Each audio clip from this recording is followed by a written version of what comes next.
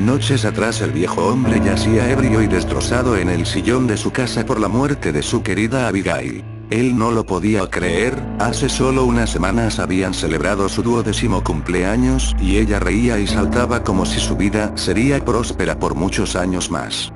Pero por hechos del destino, y caprichos que muchos aún no pueden digerir, ella se fue, dejando un hoyo gigantesco en Richard Donovan Thompson. La muerte de la única hija de Rick fue realmente espeluznante para nuestro pequeño pueblo de Bitown, en Colorado. La noticia rodeó no solo el lugar, sino que revoloteó por todo el país como un terrible caso de asesinato y violación, pues según los forenses la pequeña sufrió de múltiples ataques de violación y tortura. Su pequeño cuerpo fue hallado maltrecho y destrozado en las afueras del pueblo, en un paraje desolado del bosque. Las descripciones de los profesionales indicaron que fue torturada con varios instrumentos quirúrgicos básicos de un cirujano, como bisturíes, dilatadores y lancetas, para rasgar su delicada piel y su inocencia. Lo más desagradable y horripilante del caso fue que hallaron el cuerpo de Abigail decapitado y bañado en sangre, y una marca sucia y de protagonismo estaba dibujada en su espalda con carboncillo, el bastón de Esculapio. Yo estuve en la escena del crimen al llevar a Rick preocupado por lo de su hija, sin saber lo que le esperaba ahí. Según me contaba en el trayecto, su hija había salido a las 9 de la noche a la casa de una amiga a una fiesta que ésta ofrecería con sus padres. Le pregunté por qué no la había acompañado hasta la casa de la cumpleañera, y ahí fue cuando el hombre se puso nervioso y comenzó a sentirse terrible y culpable por el caso. Tartamudeando y pegando la mirada a varios lados a la vez, me contó algo que no le creí al principio. Me dijo que ella ya estaba lo suficiente grandecita como para poder ir sola a la calle, que confiaba mucho en su suerte, y que la zona a donde iba no era para nada peligrosa. Yo lo vi con una mirada de asombro, y pensé, eres una mierda de padre, Rick. Sabía cómo se portaba el hombre, fue mi vecino por más de 15 años y conocía sus actividades, hasta la más minúscula. Trabajaba en obras de construcción y casi todos los días llegaba a casa ebrio a altas horas de la noche solo a golpear a su esposa Margaret, por distintas razones estúpidas. Escuchaba los gemidos de su esposa y sus llantos, y a veces había noches en que no podía conciliar el sueño porque Margaret me buscaba y me pedía ayuda con los maltratos de su esposo. Me molestaba el caso, pero no era algo en lo que me correspondía meterme. Después del nacimiento de su única hija, pasaron 6 años para que Margaret se hartara del viejo Rick y lo dejara con la pequeña. Hizo muy mal al hacer eso, y era raro en ella, ya que amaba tanto a su hija que era difícil verlas separadas. Que de la noche a la mañana se esfumara del pueblo sin dejar rastro alguno le pareció raro a los vecinos, y en especial a Rick. Todos esos hechos dejaron consternado al viejo y lo endurecieron en un odio total contra el género femenino, blasfemando y diciendo que eran de lo peor. Comenzó a hundirse más en el alcohol y yo veía con frecuencia las prostitutas baratas que llevaba a casa.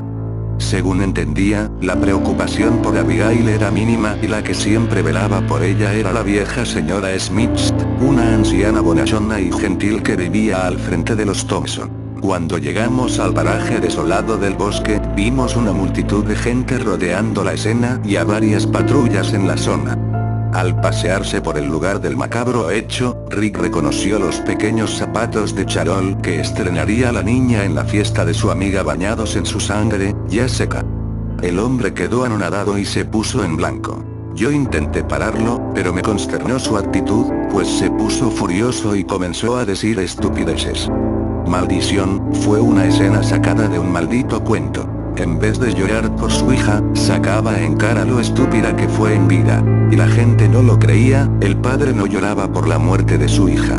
El entierro de Abigail fue algo desconcertante, del viejo Rick no brotaba ni una sola lágrima y la única que lloraba desconsoladamente enfrente del ataúd era la señora Smith, mientras que los presentes le daban el pésame al viejo hombre y él solo asentía sin decir palabra alguna.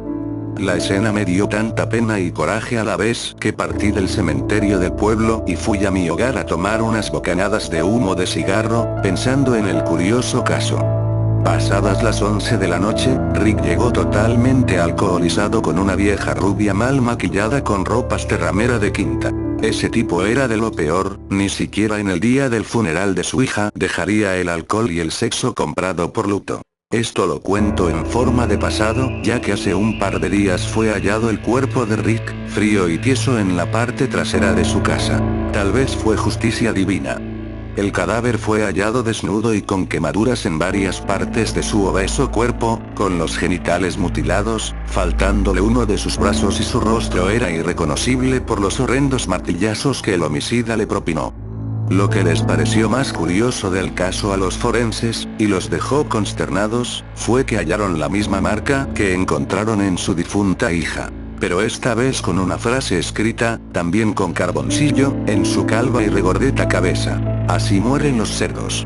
Nadie asistió a su funeral, al parecer todos en el pueblo lo odiaban por cómo era él y por su actitud con todo lo que rodeó la muerte de su hija. Los policías buscaron pistas para hallar al asesino médico. Sí, así lo apodaron por la escabrosa imagen que impregnaba en sus víctimas. Por mi parte, tampoco podía creer lo sucedido. Padre e hija muertos. Escribí unas notas sobre el caso y las actividades que había percibido en la casa de los Thompson y se los mandé a la policía por si les era útil. Lamentablemente, yo estaba en una de mis conferencias en la universidad en el momento del asesinato de Richard, y no pude escuchar ni ver nada. Por otro lado, después de tantos años aún no puedo creer que Margaret me abandonara por ese perdedor. Pensándolo más a profundidad, el viejo Rick tal vez sí merecía la muerte. Fue por eso, tal vez, que en una de esas noches en las cuales Margaret me fue a buscar le destrocé el cráneo con la base de una lámpara, e hizo que aún conserve el cuerpo embalsamado en el viejo baúl de mi sótano desde hace más de 6 años, y aún tiene esa apariencia que me enamoró en mi juventud. Fue por eso tal vez que me crucé con la pequeña Abigail aquella noche, cuando ella salió desacompañada e indefensa a la casa de su amiga, y la secuestré y disfruté torturándola y violándola constantemente, mientras ella lloraba y clamaba por su tan pequeña vida. Y por capricho mío me quedé con su cabeza como trofeo de guerra, ahora apilada con los restos de su querida madre.